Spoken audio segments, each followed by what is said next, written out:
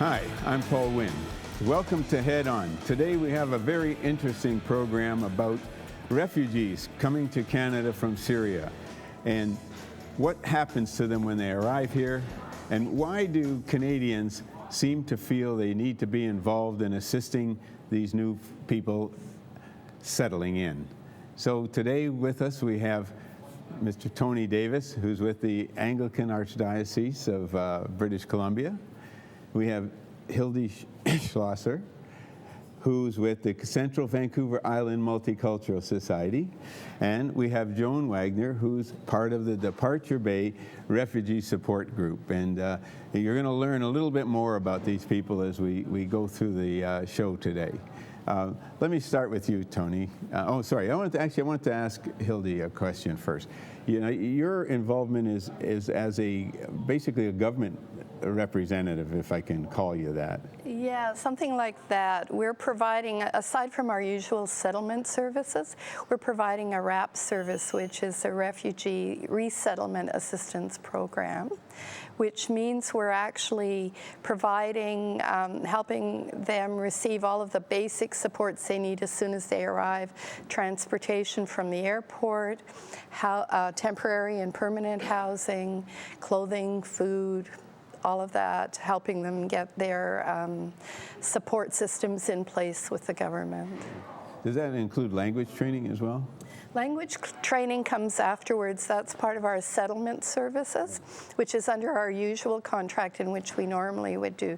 But this is a short-term support which lasts usually 4 to 6 weeks, just to help deal with the basic human needs that they have. Okay.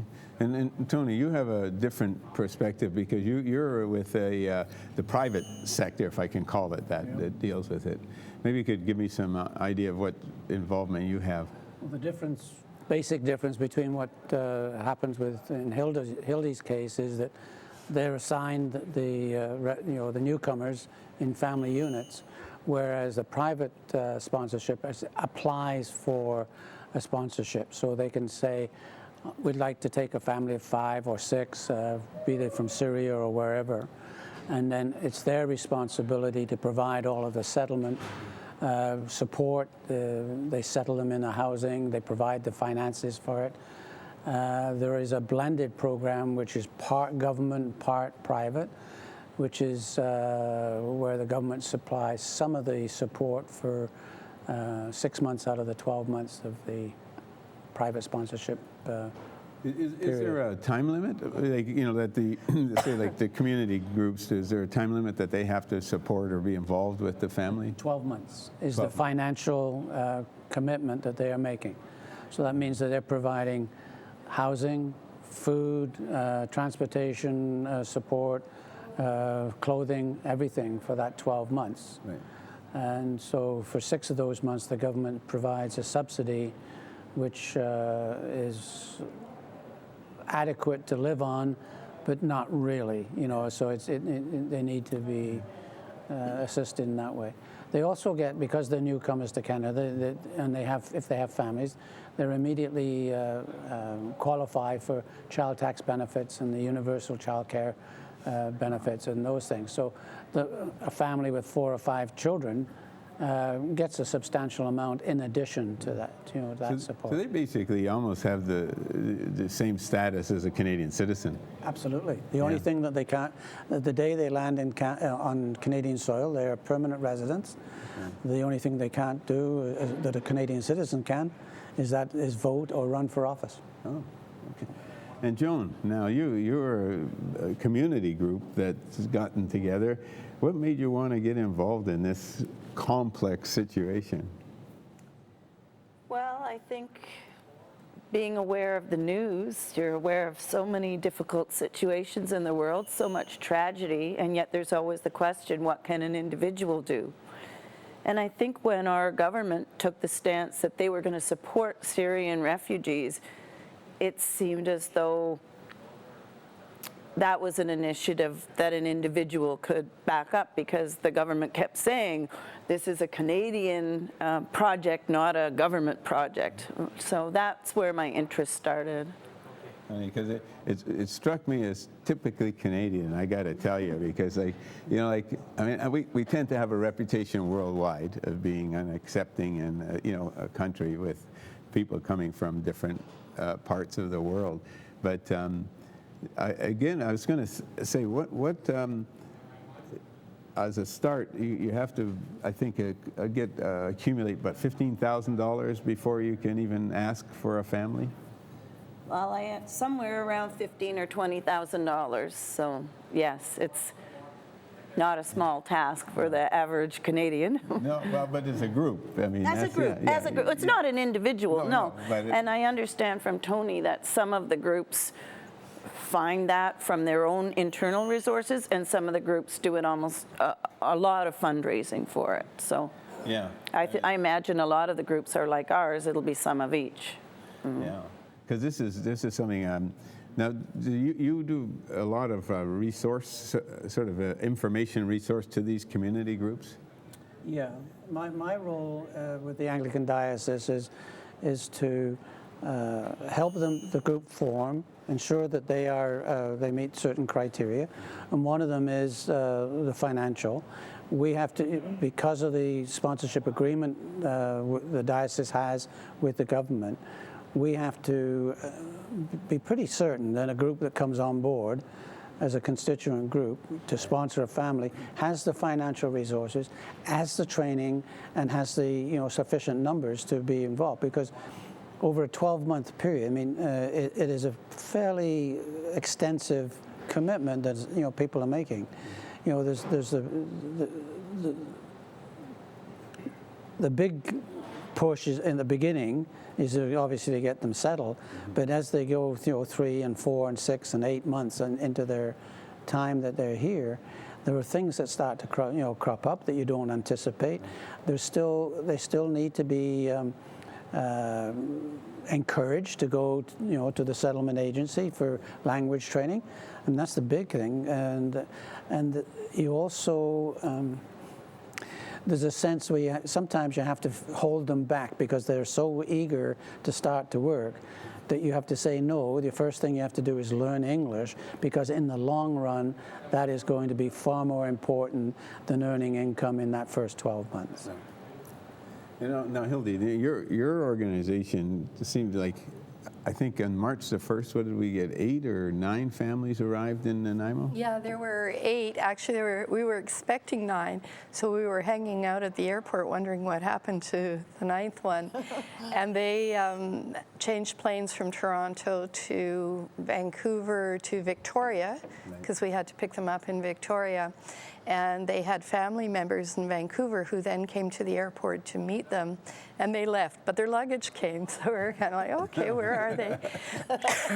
But when we picked them up down in Victoria, we chartered a bus and picked them up, and their luggage arrived, and we had to wait for 3 different planes because families arrived on 3 different planes. So it was an interesting couple of hours. As soon as we found out where they were, then we proceeded and later on sent their luggage on. But yeah, we had them all at once, so we had to have temporary accommodation in place. So we had the hotel rooms booked. Only a day before we got the information as to the size of family units. Nice. So we knew exactly how many rooms we needed, because some of them are larger families, so we needed 2 rooms. We needed a kitchenette for each family, which is tiny, considering they're going to be doing cooking for maybe 6 or 7 people in their little room. And then, excuse me, and so had to make sure we had food in the rooms when they arrived as well, so they would have something to eat when they got there, had food on the bus for them in case they were hungry, had snacks for them. So all of those things were the immediate panic to get that all done and in place. I think the bus was only chartered maybe 2 days ahead. Again, we weren't sure what was happening. It was happening that quickly with the last push that came, that the government had coming to meet their February 29th deadline. Yeah, one of the things that sort of caught my interest, reading in the news and seeing it on television, is some of the families seem to be quite large compared to what I think the average Canadian family does. Because getting a family that had maybe 3 people, like, it seemed like they come in like there's been 6 and 7, and because, and also generations too. Like, I believe there was an article I was looking at, the woman was 104, and then, so then she, and then her son, and then the grandkids, and the great-grandkids of her. Yeah. That's a fair big, yes. Yeah. How do you think your community group's going to handle it? What size family do you think they should shoot for? Well, we haven't really gotten to that point yet. Okay. Our group is about not quite a month old, okay. 3 weeks old. We're having our 3rd meeting tonight. So we have some guidelines from Tony. 40,000 to 45,000 is what we need for a smaller family. I know Tony's working with a group, I believe it's Courtney, that's sponsoring a family of 15. Weren't you telling us about Campbell River? So I don't think our small community group is going to be that ambitious, okay. because they have to raise maybe double or triple what we'd have to raise. And we're keen to take a family out of a camp as soon as we can, but also to be able to make it within the resources of our local group that we have. So. How does one go about, say, identifying potential accommodations like housing? Not like after they leave a hotel. Is there a plea go out to the community to say, hey, if anybody has any space that can be rented for a family of is that what happens? Well, the private sponsorship groups, a little better in advance warning that we get a little bit better than Hildy got, 2 days. And yeah. But so what the group has to do is they say, once they know that they're getting a family of 4 or 5 or 6, they know that approximately it's going to take 4 to 5 weeks before they get here. So they've got 4 to 5 weeks to search a place. Right. The biggest concern that we have is that they don't enter into any lease agreements until the family's here. Right. So there's always a requirement for temporary housing prior to when they first arrive. Yeah, that's why the hotels. Well, that's in their case, but a lot of times the groups arrange for somebody has a suite in their basement, okay. They can temporarily use, which has happened 2 or 3 times now, or. Somebody gives you a call and says, "Hey, I've got a 3-bedroom townhouse that I'd love to rent to a refugee family or a newcomer," and you jump at the chance. The thing that you have to be concerned with is, depending on the size of the family, where they're located, is schooling, because there are only certain schools within the school district that can accommodate youngsters with limited English.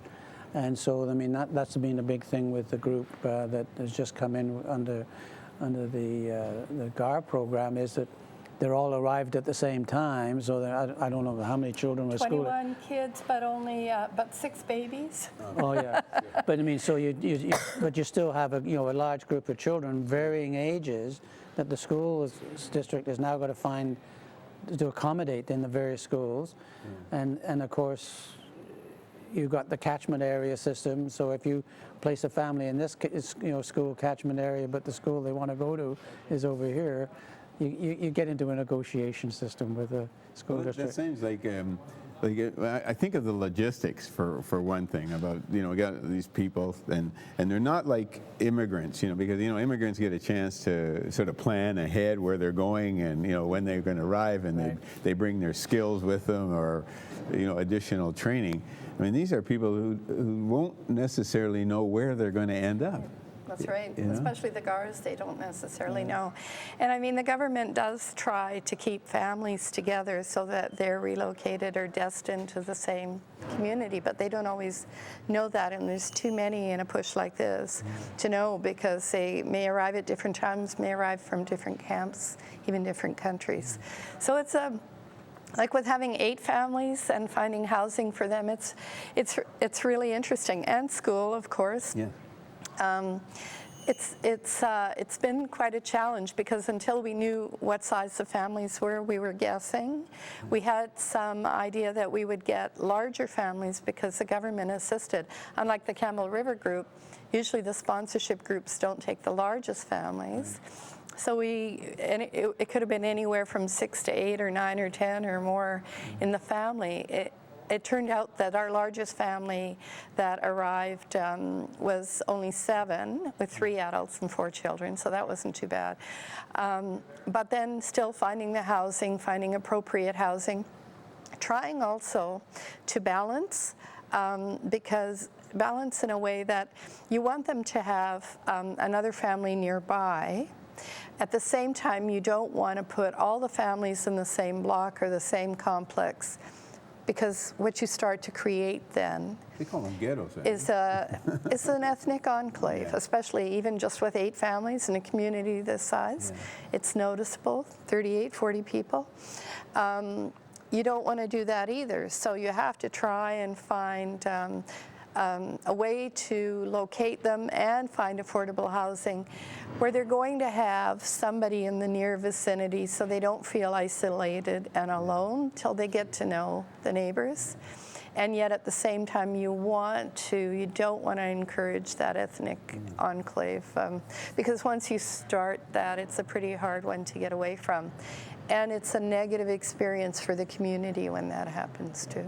And I think that the refugees I would imagine, I don't know where I got this imagination from, but I would think they would want to try to fit in to the Canadian society, as quickly as they possibly could. They do, but they're afraid too. Yeah, oh, yeah. And I mean, there is some safety in numbers, and if you consider that what they've been through, unlike again immigrants, well, they're all immigrants once they arrive. They're only called refugees as Yes. that's the mechanism through which they've been accepted into the country. But there's a lot of fear, and rightfully so. So there is some safety in numbers. So again, balancing that too, versus the feeling safe and secure in the community. So having people in the community already who speak their language is helpful, who have maybe the same religious practices. So in the case of the Syrians, Arabic speaking, Muslims. That's a benefit too, because they feel safe then making that connection. It helps them. Yeah, I can see that, because you don't want to abandon everything you knew once you arrive in a new country. I mean, that would be, and one thing that I know that in the meetings that you've had, Joan, is that the number of people who sort of rallied to the call and are keen to get involved and have listened. Because one of the things that I personally had to do, and I guess everybody does, is a criminal records check. To make sure that anybody who does get involved working with the families, they've got a clean bill of health, so to speak. And that's essential. Yeah. They're vulnerable. Yes. Yeah. They're very vulnerable, and you don't want anybody in contact with them, especially in the early settlement stage, that might take advantage of them. Yeah. And we're not talking anything at all about other than creating a power situation. Sure. And that's one of the things that in the private and sponsorship process, we monitor very carefully. That their interaction is that there's not one person, suddenly controlling, their destiny. And it's got to be a give and take. Because they can exert a great deal of influence over them. And even for us, our interpreters have to have a criminal record check. The volunteers we use have to go through criminal record check and be screened as well. Because again, it's having the ability to, being in that position of power, of knowing the language, of knowing the customs, the culture, the laws, and so on, that you are in a powerful position, and some people may not use that with the best discretion. Yeah. And even when you have those checks, you have to continually monitor the situation. Someone may decide to take a missionary stance, proselytize, decide they want to convert them, or even be at odds with their culture and religious practices and express what they think of that. So right there, you've lost the trust in the relationship. You're right. You have to create a comfort zone for sure. That people, as you were mentioning, Tony, they've got to feel comfortable. Because I mean, I would imagine if I found myself in a similar situation, if I was under pressure and felt tense all the time, I might want to just lock myself in a room and not come out, you know, and we don't want that. And Well, I know that in our group, we're optimistic that we could have the family that we bring in relatively, proximity-wise, relatively close to our group, because our sponsor group lives within 5 miles roughly of one another. So we have members of the group who have children. Like we want to create a social support system for them to make them feel like they have some kind of extended Canadian family. We also are thinking about down the road, and this by the end of the year, the goal is they feel competent and safe and comfortable as soon as they can. So we want to have them, if we can, close to a bus route so we can be with them to learn to navigate the bus system and really promote that sense of really not being dependent on us, even though we're taking responsibility for them for a year. And the other thing that, you know, we all of us are involved in this is getting them to become comfortable to go shopping by themselves, you know, to be on their own, to explore, you know, and particularly finding the types of foods that they are, you know, so that, you know, all of those things require hands-on, you know, and sometimes. The people get over enthusiastic in doing that, and that's so that that's when this sense of, you know, you're encroaching on them, and you're trying to. They might react saying, "Well, what are they trying to do to us? You know, are they trying to convert us to, or not to convert us, but, you know, to make us Canadians quicker than we want to be, or you know, so they get there's pressure you don't want to put on them, because they've got enough to cope with. Yeah. I mean, I don't understand. Like, again, you know, I think some of these individuals have lived for a long time in a sort of a non sort of established environment. I mean, it's just sort of like if you're in these. When I see pictures of the camps and things that they're, you know, stuck in. I mean, there's very little facilities there. I mean, it's just basically, you might get a tent if you're lucky, you know, then there's the weather and there's all, I mean, so you're right, when they come here, the more comfortable they can be made, and then the sooner they can get their own wings, if I can use that expression, to be and then they come to you if they need the help. You know what I mean? Say, call you and that thinking of that.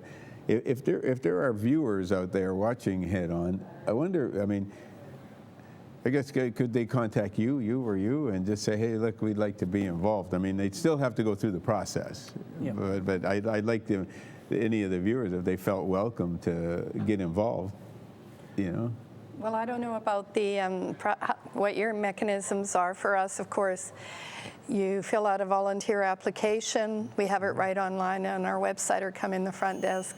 We go through the application process. What is it you have to offer that you'd like to do? Criminal record check, a meeting, a little bit of training, and so on. And so people are welcome to match up with families, have family matches or individual matches, to provide, you know, driving and assistance with shopping, all of those basic things. Many of the things that the sponsorship groups do that are a bit outside of settlement. That it's nicer if they make build some community attachment and some social networks, so we're trying to do that through volunteers and so on. But the whole thing is we're talking about, it's about empowerment. We know that people coming here are really resilient. They've gone through an awful lot. They've survived. They've witnessed things we can't even imagine.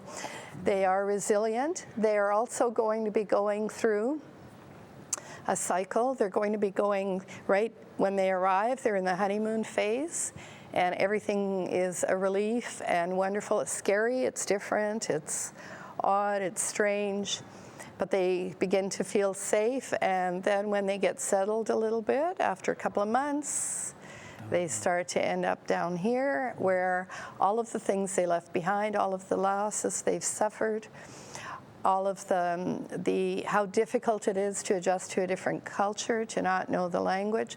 Those stresses start to come out. They start to go through. They bottom out. They start to feel, maybe I shouldn't be here. Everything is wrong. Going through all kinds of personal, psychological, and emotional difficulties. Could start to be some friction between them, some tension in the family, as different people adjust differently. And then they kind of come back to a leveling out reality. Okay, it's not paradise. Yes. It's not, it's not, everything isn't wonderful. It's great, but it's not all perfect. Yeah. And now it's the new reality that has to set in. Another thing that creeps in sometimes is guilt. They feel that they've got the privilege of coming here and what they've left behind and those they've left behind, right. So relatives. And so now they say, there's a sense of guilt, that they start to reach out to you, say, what can you do to help? What can you do to get my sister, my brother, my cousin? And that's a lot of that's going on right now. I mean, there's a Family Links initiative where people can, newcomers or families who have been here for a while, can go on and register their relatives who are back in the Middle East, right. And then they try to match those up with a sponsorship group. So that's happening. We've got that, in fact, in town here. One of the first families that came in under the sponsorship program into this present, groups that have been coming in. We've now got mom, dad, a 19-year-old and a 20-year-old family. And then we're applying for their daughter and their son, who have their own families, who somehow got missed in Beirut, and they're still sitting in Beirut, so we're trying to get them here. So that's what's happening. That's what Campbell River did, but they did it all at once. They identified all the members of the family that were still over there, and we put the applications in, and there were originally 13, and now they're only 11 because 2 of them have decided they don't want to come. Well, this has been interesting. It's been really interesting from my perspective, and I'm sure that from the point of view of the viewers, because if people want to get involved, if they contact us, we'll give them some numbers and direct them to sure. where they can go and do the process of getting checked up. But I just find whenever we can be of assistance to people who are in need and sort of do the right thing by them, I think that's kind of crucial and important. And I'm inviting the viewers out there, if you've got something you'd like to ask us about this program, feel free to give us a call, and we'll be happy to plug you into the proper resource so you can participate. Thanks for watching.